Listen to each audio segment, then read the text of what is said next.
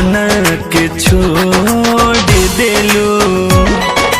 कौने कारण तू दिल के तोड़ देलू, काहे पागल बना के छोड़ देलू, काहे पागल बना के छोड़ देलू।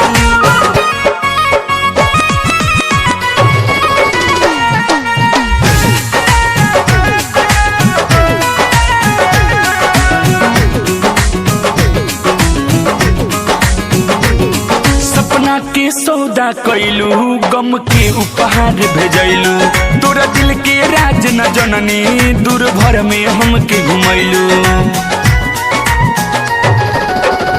तू कई के हंसी ठिठोली, चलैलू दिल पर गोली, बड़ी कातिल बा गोरी तोहर ई मीठी बोली।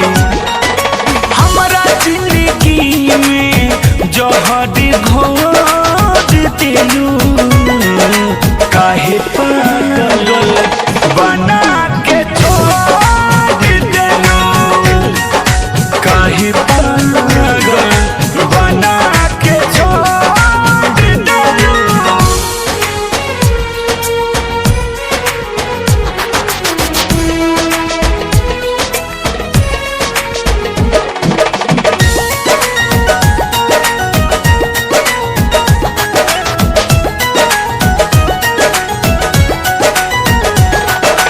सोच इतना ओच काहे कैलू तू परपोज, दर दर के ठोकर खाता अजय चंदेश्वर तरो।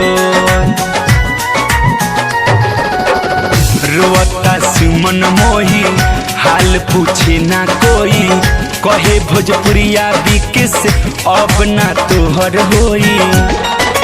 अलबेलायो सोके के आँख में लोट दिलू,